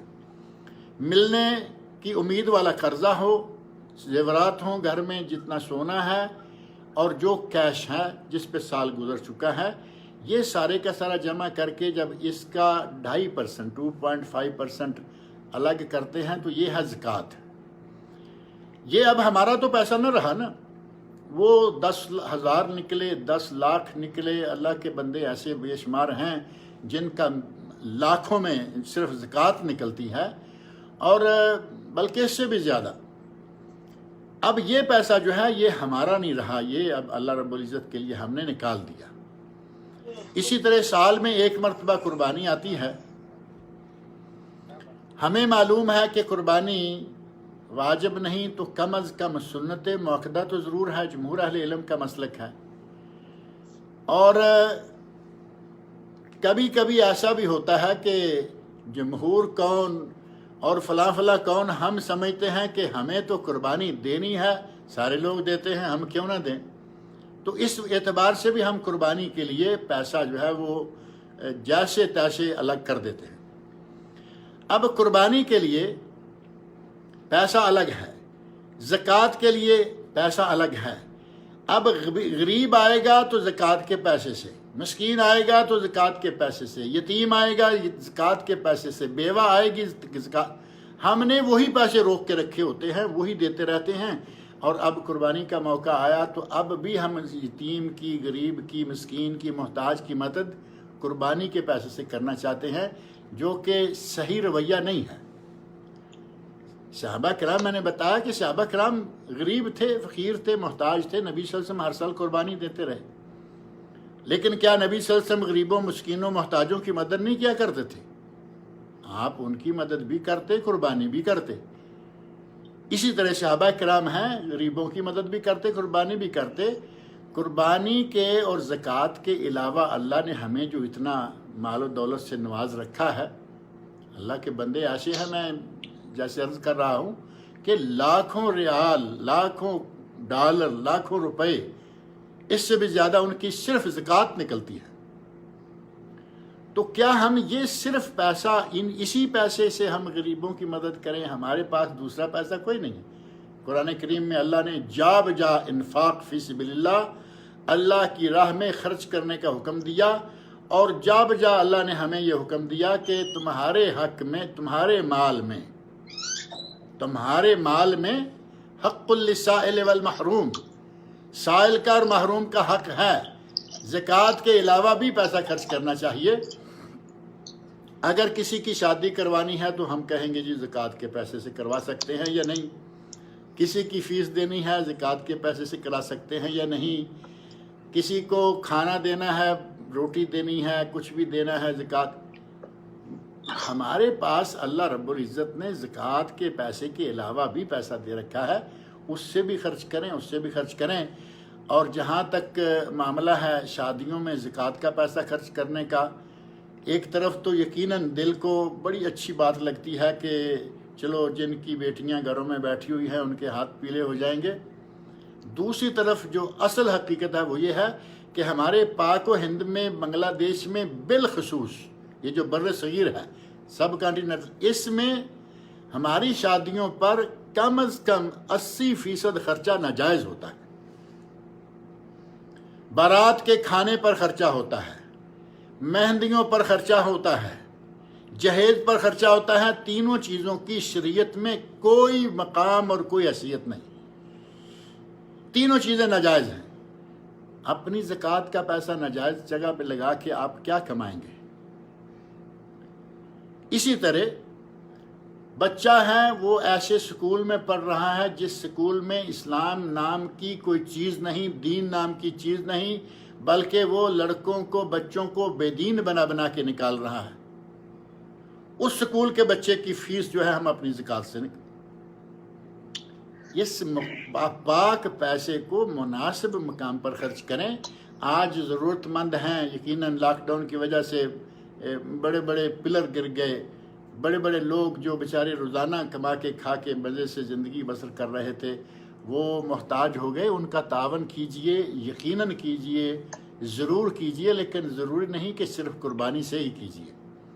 ہاں، اگر کسی کے پاس اور پیسہ نہیں ہے، صرف یہی ہے جو قربانی پہ وہ لگا دے گا، اور اس کے ساتھ جیسا میں نے عرض کیا کہ کوئی وہ مقروض ہے جس کے قرضہ اتارنے کی کوئی شکل نہیں ہے، یا کوئی انتہائی شدید ضرورت مند محتاج مریض ہے جس کی موت کا خطرہ ہے، ایسی شکل میں قربانی کرنے کی بجائے پیسہ وہاں لگا دیں۔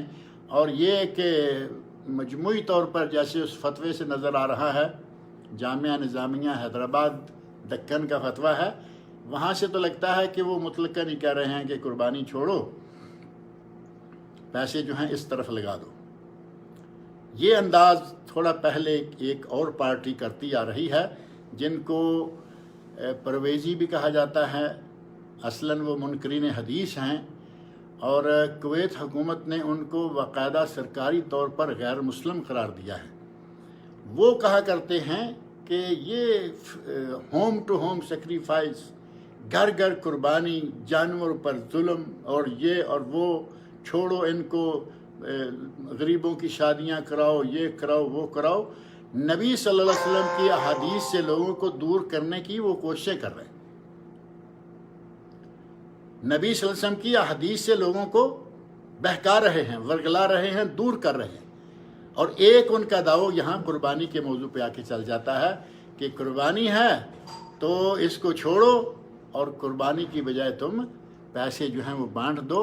قربانی ہے، اس کا بدل کوئی نہیں ہے، لیکن اگر آپ کے پاس اور کچھ نہیں ہے تو یہ 2-3 جگہ جو میں نے ذکر کی ہے وہاں آپ قربانی کا پیسہ خرچ کر سکتے ہیں۔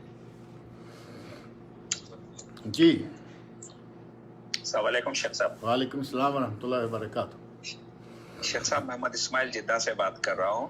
جی ایک سوال یہ ہے شیخ صاحب، توکل کے بارے میں بعض وقت ایسا ہوتا ہے کہ انسان برہا خالص یعنی کہ اس کے علم کے مطابق بہترین اس نے توکل کیا ہے اللہ کے ذات کے اوپر اور آخرکار وہ کام اس کا نہیں ہوا، تو ایسے وقت پہ انسان کو یہ سمجھ لینا چاہیے کہ یقیناً اس کی کوئی بھلائی ہے جو اللہ بہتر جانتا ہے، اسی لیے اللہ نے وہ چیز اس کے نصیب میں نہیں رکھی۔ بالکل یہ صحیح بات ہے، بالکل صحیح بات ہے کہ اگر توکل کیا، استخارہ کیا اور تمام تر جو آپ کے ہاتھ میں آپ کے بس میں امور تھے شرعی وہ آپ نے اختیار کیے، اس کے باوجود کام نہیں ہوا تو دل میں ملال نہیں آنا چاہیے، آپ کو پریشان نہیں ہونا چاہیے، کیونکہ اب آپ یقین کر لیں کہ یہ کام آپ کے لیے اچھا نہیں تھا اسی لیے نہیں ہوا، کیونکہ آپ تو پہلے کہہ چکے ہیں یا اللہ تو جانتا ہے اگر یہ کام اچھا ہے تو کروا دے، اچھا نہیں ہے تو مجھے اس سے بچا دے۔ اللہ نے آپ کو بچا دیا، آپ یہ تو نہیں جانتے کہ فیوچر میں یہ کام کیسے میرے لیے برا تھا، لیکن وقتی طور پر ہمیں تکلیف ہوتی ہے، یہ بات ہمارے استخارہ کرنے کے خلاف جاتی ہے۔ تکلیف محسوس نہیں کرنی چاہیے، ملال نہیں آنا چاہیے، ملال خاطر آ گیا تو پھر اس کا معنی یہ ہوا کہ ہمیں توکل اور ہمیں استخارے کا مفہوم ہی نہیں آتا کہ ہم نے استخارے میں پتہ نہیں کیا کہہ دیا تھا۔ استخارے میں آپ کہہ چکے ہیں، میں کہتا ہوں، آپ کہتے ہیں کہ یا اللہ کام میرے حق میں حاضر مستقبل ہر موقع کے لیے اچھا ہے تو کروا دے، اور اگر یہ کام میرے لیے اچھا نہیں ہے تو مجھے اس سے بچا دے۔ اللہ نے اسے بچا دیا کیونکہ وہ جانتا ہے کہ یہ میرے آپ کے لیے اچھا نہیں۔ بے شک۔ ہاں جی، جزاک اللہ خیر شیخ صاحب۔ بارک اللہ فیک۔ جی رفیع بھائی سوال کر رہے ہیں۔ جی جی رفیع بھائی ان کو ان میوٹ بھی کرے نا۔ عبد المحسن بھائی ان کو انمیوٹ کریں رفیع صاحب کو۔ ہمارے وہ انہی کی طرف سے انمیوٹ کیا جا سکتا ہے، وہ آلریڈی شاید ان کی طرف سے کچھ مسئلہ ہے وہ۔ اچھا اچھا اچھا اچھا، چلیے کسی اور کا سوال لے لیں۔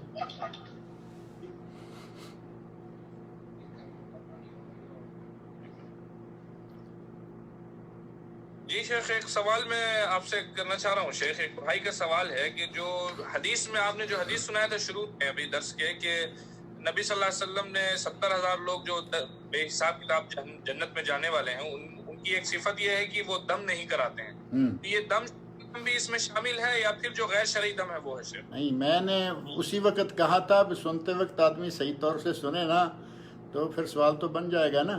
میں نے اسی وقت کہا تھا کہ السلٹ الٹے سیدھے دم نہ کروائے، جو جائز شرعی دم ہے اس کو تو نبی اکرم صلی اللہ علیہ وسلم آپ خود دم کیا کرتے تھے۔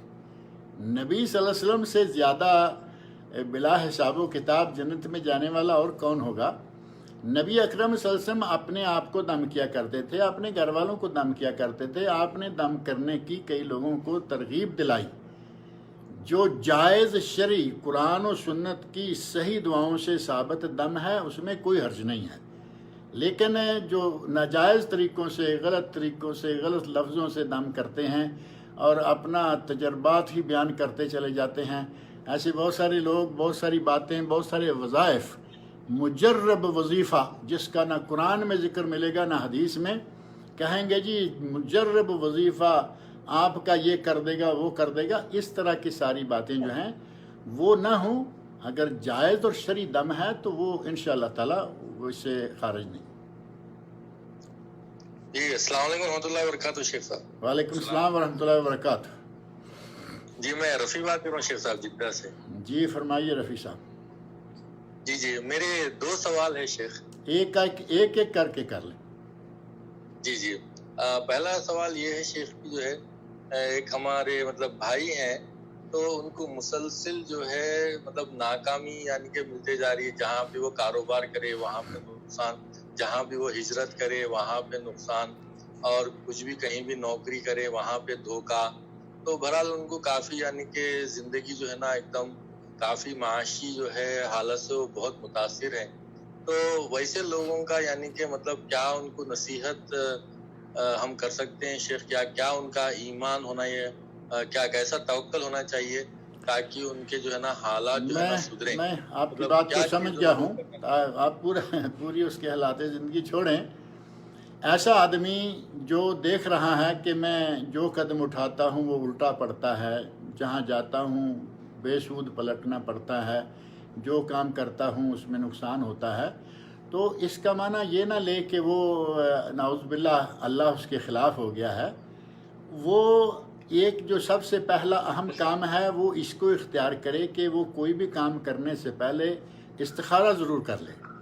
ہمارے عموماً ایسا ہوتا ہے کہ استخارہ جانتے نہیں، استخارہ کرتے نہیں، اور جب ایسا ہوتے چلا جاتا ہے تو پھر ظاہر ہے کہ انسان ہے پریشان ہو جاتے ہیں کہ یہ کیا ہوا. سب سے پہلی بات انہیں یہ تاکید کریں اپنے اس بھائی کو، دوست کو، کہ جو بھی قدم اٹھائیں، جو بھی کام کرنا ہے اس سے پہلے 2 رکعت نماز غیر مکروہ اوقات یعنی عصر سے لے کے مغرب تک نہ ہو اور فجر سے لے کے طلوع آفتاب تک نہ ہو.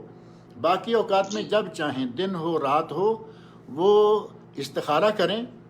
اور دعا استخارہ جو ہے اس کے بعد دعا استخارہ کر لی، 2 رکعتیں پڑھ کے دعا استخارہ کر لی، اس کے بعد اس معاملے کو اللہ کے سپرد کر دیا. اب اگر اسے نقصان پہنچتا ہے تو یہ سمجھے کہ یہ کسی بہت بڑے نقصان سے اس کو بچا لیا گیا ہے. ہم سمجھتے ہیں کہ شاید میں جا رہا تھا، راستے میں میری گاڑی کا یہ نقصان ہو گیا، مجھے اتنا وقت لگ گیا، مجھے وہاں سے واپس آنا پڑ گیا، ہمیں یقیناً بہت تکلیف ہوتی ہے. لیکن ہم یہ تو نہیں جانتے کہ اگر اس سے اور آگے نکل جاتے، واپس نہ آتے بلکہ اپنے سفر کو جاری رکھتے، کیا معلوم، اللہ رب العزت تو جانتا ہے، ہمیں کیا معلوم ہے کہ آگے جا کے ایکسیڈنٹ ہو جاتا اور بہت بڑا جانی مالی دونوں نقصان ہو جاتے.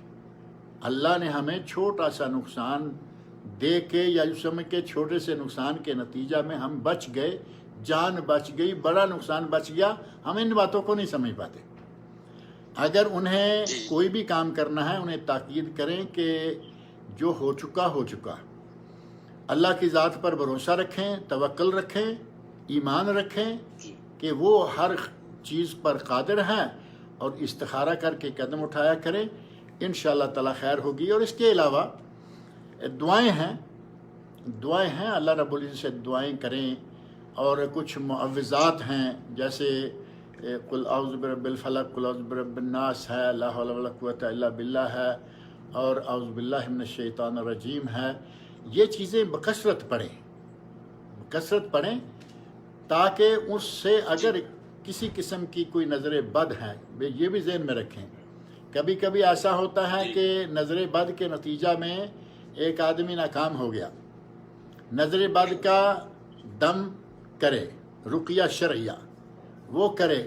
اسی طرح کسی کے کہیں ایسا بھی ہوتا ہے، اکثر ہم تو یہ سمجھ لیتے ہیں کہ ذرا بھی کوئی کام خراب ہوا، جی ہمارا کسی نے رزق روکا ہے، ہماری کسی نے اولاد روکی ہے، ہمارا کسی کا کوئی کچھ نہیں روک سکتا سوائے اللہ کی ذات کے.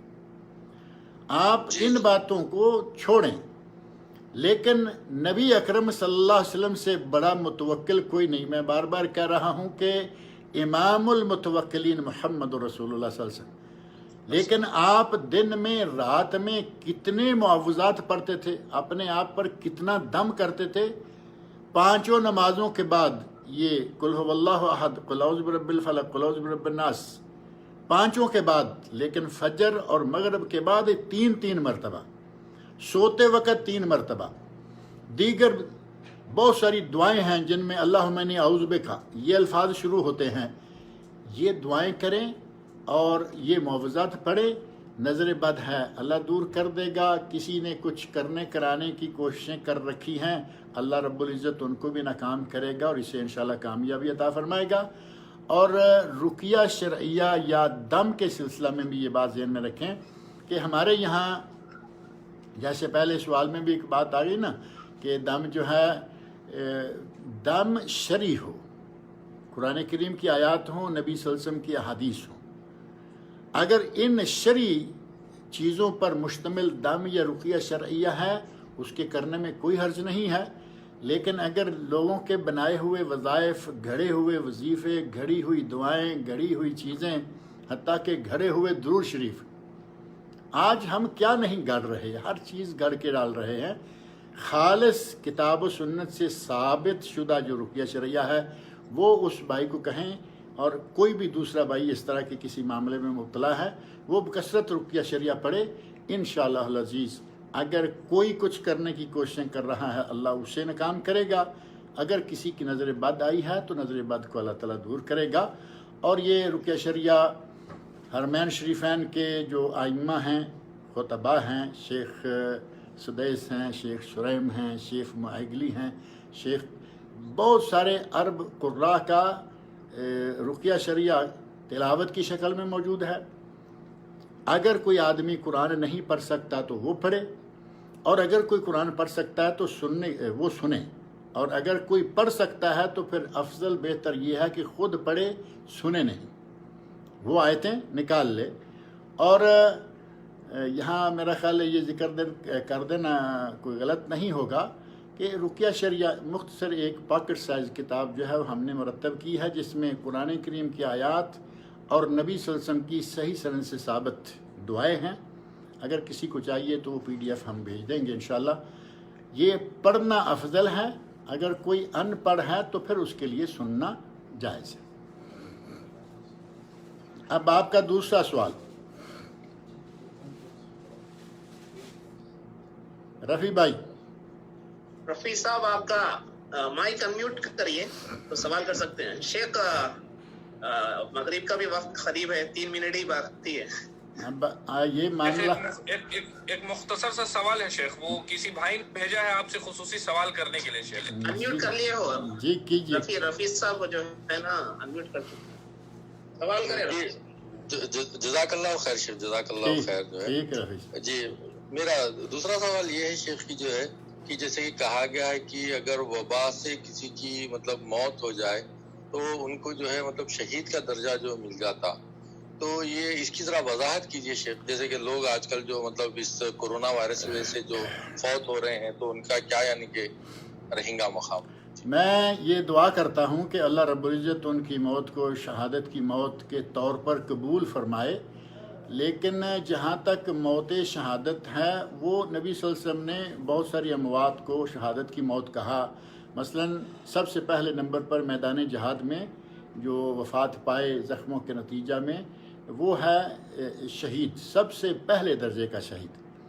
پھر جو عورت ڈلیوری کے دوران فوت ہو جائے وہ بھی شہید ہے، کوئی پانی میں ڈوب کر مر جائے وہ بھی شہید ہے، کوئی آگ میں جل کر مر جائے وہ بھی شہید ہے، کوئی کسی مکان کے نیچے دب کر، دیوار کے چھت کے نیچے دب کر مر جائے تو وہ بھی شہید ہے، کوئی پیٹ کے مرض میں مبتلا ہو کر مر جائے تو بھی وہ شہید ہے، اور جو طاعون کے مرض میں مبتلا ہو کر، طاعون کا بالخصوص ذکر ہے، اگر کوئی اس میں مبتلا ہو کر مرتا ہے تو اس کی موت بھی موت شہادت ہے۔ یہ تو حدیث میں باتیں موجود ہیں، لیکن کرونا وائرس یا کسی وائرس یا کسی عام بیماری کے سلسلہ میں مرنے والا آدمی جو ہے اس کے مرنے سے، اس کے مرنے کے طریقہ کو یا اس کے مرنے کی موت کو، اس کی موت جو ہے اس کو کہا جائے کہ وہ شہادت ہے۔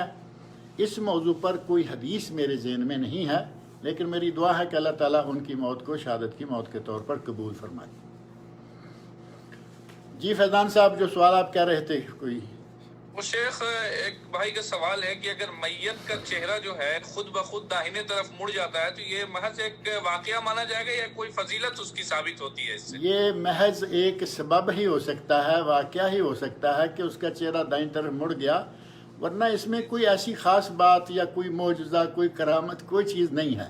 ایسا کبھی ہو سکتا ہے کہ کسی جھٹکے کے نتیجہ میں یا کسی بھی وجہ سے اس کا چہرہ دائیں طرف مڑ گیا، اچھی علامت کہہ سکتے ہیں، لیکن یہ کوئی ایسی خاص فضیلت والی بات شمار کیا جائے تو اس کے بارے میں کوئی چیز نہیں ملتی۔ جی شیخ، جزاک اللہ خیر شیخ، وہ وقت بھی ہو گیا ہے مغرب کا۔ جی بارک اللہ فیک۔ جزاک اللہ خیر شیخ، آپ کا بہت بہت شکریہ شیخ۔ آمین آمین، بارک اللہ فیک۔ اللہ تعالیٰ ہماری آپ کی اور سارے سامعین ناظرین کی مجلس کو اللہ تعالیٰ قبول فرمائے، اور اللہ تعالیٰ ہمیں آپ کو بیش از پیش دین کی خدمت کی توفیق عطا فرمائے، اور اللہ تعالیٰ ان سب ہماری جہود کو اللہ تعالیٰ قبول بھی فرمائے۔ بارک اللہ فیکم و جزاکم اللہ خیر۔ السلام علیکم ورحمۃ اللہ وبرکاتہ۔ وعلیکم السلام ورحمۃ اللہ وبرکاتہ۔